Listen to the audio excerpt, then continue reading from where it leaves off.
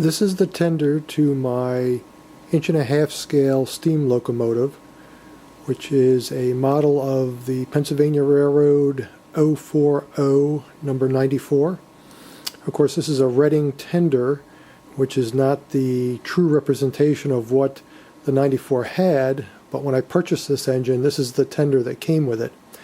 There's a number of changes and repairs that I'd like to make to it, and I just wanted to video record this as I go through the changes and make some hopefully improvements to the tender. And I thought it might be of interest to different people, and so I just wanted to show you what we're starting with. I would like to repair or replace this valve that goes to the injector, the water line to the injector. The doors here have come off the hinges on each side. I'd like to repair those. There is some damage to this step here. This needs to be repaired. There are numerous problems with the trucks, and I plan to flip the tender on its side and take at least one of the trucks out so you can look at them. There's a lever here, a foot pedal, and this works manual brakes. The engine has vacuum brakes, but there are no vacuum brakes on the tender. My plan is to replace this mechanical foot pedal brake with vacuum brakes and a different style truck, more prototypical to what would have been there. And then as we look up here in the water hatch, we have where the filters go. There's a filter goes here and here, and I have some new style filters that I want to adapt to that. On the back we have a stairway at a place for a headlight or backup light. I'd like to get a backup light for that. And I've also contacted Dave at Mercer Locomotive, and he has a set, or is reproducing the Pennsy marker lights. So I'd like to mount those on each side like it originally had. And then maybe do something with this vacuum line, put a valve, shut-off valve in here for this. So that's basically what we're looking at, just a overview of the tender and some of the repairs I would like to make. I'm going to flip the tender on its side, and then we'll take a look underneath and look at one of the trucks. Okay, we've turned the tender on its side, and here's a look underneath of the trucks. And again, there's this mechanical brake that's operated by this foot lever, and it's kind of hard to see it work, but there's a series of linkage and rods and levers, and then you have the brake beams. Get some light here, right here. And what has happened is the brake shoes have worn and are kind of out of alignment, and it's really worn the wheels down and the flange. If this was the real railroad, this would be condemned. Also, there appears to be some grooving in the brake beams where it's been riding up on the wheels, which is causing the wheels to wear. So those are things that when I pull the truck out, I would like to take a look at. Also, it looks like some of the original pieces have whatever broken or been repaired, kind of makeshift. The trucks are held in with this pin. It's not a nut. So there's a pin you can pull, which is nice. That pulls it right out. Interesting, looks like a piece of rail used in here for this pivot point. We have the water lines. The engine has a mechanical pump, and there is an injector. So here's the water lines that go along. The top larger line is a water feed to the water pump. The smaller line is the overflow. And then down below here, this line here is for the injector, which goes along to that point right there where it goes up into the tender. There's a spare port that could be used for something. And so that's basically the underframe. It's kind of interesting how this works, the mechanical brakes, but they are kind of falling apart, and the shoes are wearing into the wheels, and brake beams are getting cut by the wheels. So my plan is just to replace the whole thing with some brand new trucks. Contacted Marshall at Cannonball, and he's going to put together a set of trucks for me with vacuum brakes, and then we'll tie into the existing line that goes through here, and we'll have some brakes.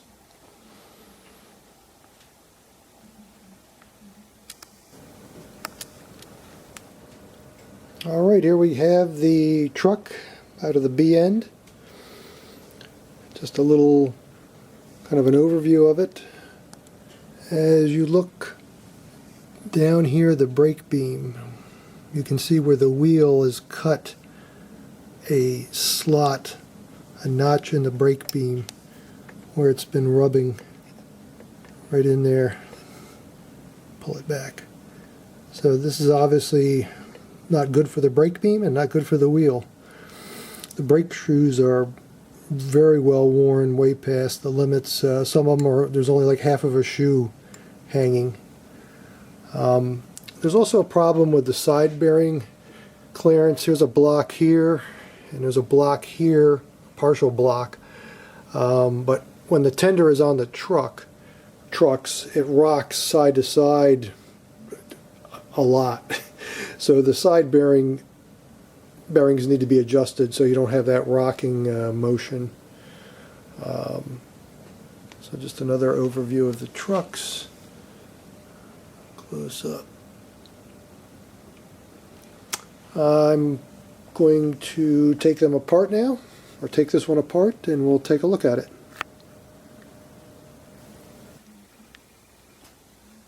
There are a series of Allen head bolts on each side of the bolster, here and over here.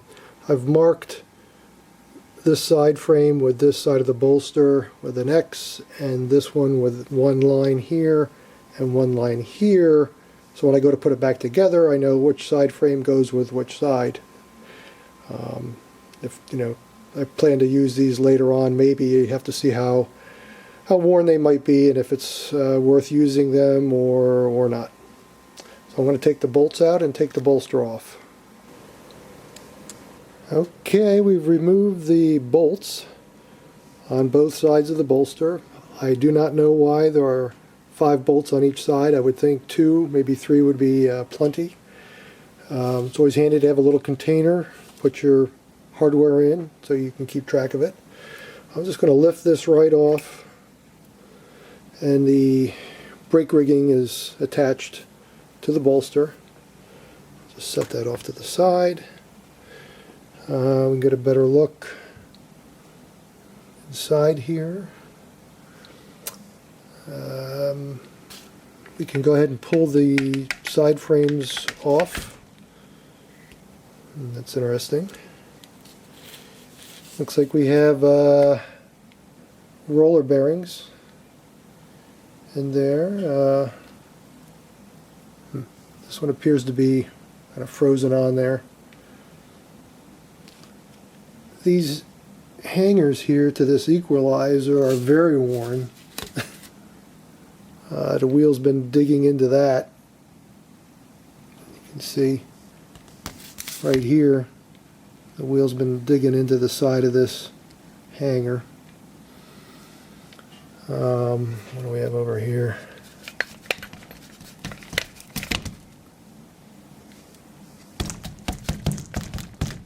Doesn't look like it wants to come out.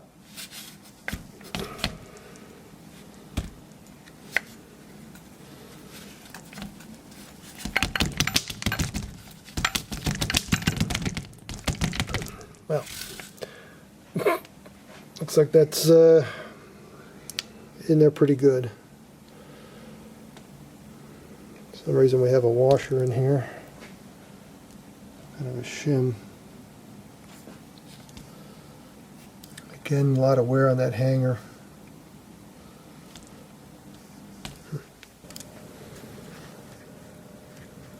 Okay, we're back, and I was able to get this wheel out of the side frame, out of the bearing. And the reason it was so hard to get out, probably can't see it, but this axle is extremely worn. Don't know if the bearing has failed or is failing. But, you can see there's like a big groove in it, and it's kind of got a weird shape to it. Instead of being straight across, round, it is kind of V'd towards the center there. The other odd thing about this wheel is there's a washer that's been added between the wheel and the axle. I don't know why. This end here is a little short, the axle coming out, and if you measure it, the distance back to back is a little bit wider than this axle. So I don't know what the reasoning was for that, but it's causing this to be a little bit wide, which is not good. So those are the things I have found so far. Now, looking at this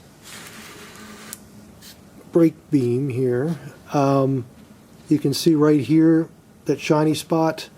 That is worn where the wheel has been cutting into it, and the same on this side. Not good. The shoes are worn, very much so. It's actually starting to wear into the hanger. These appear to be some kind of, I guess, bronze, brass or bronze.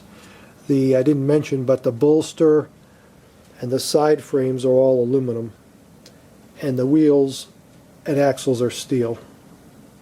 So just if you're wondering, that's what that's made out of. So probably we're going to stop here. There are springs inside here for this equalizer. I did take that apart earlier and look at that. But I think we're probably going to just stop here for now. But I just wanted to give you an overview of these trucks and the wheels and some of the parts that are worn on the brake system.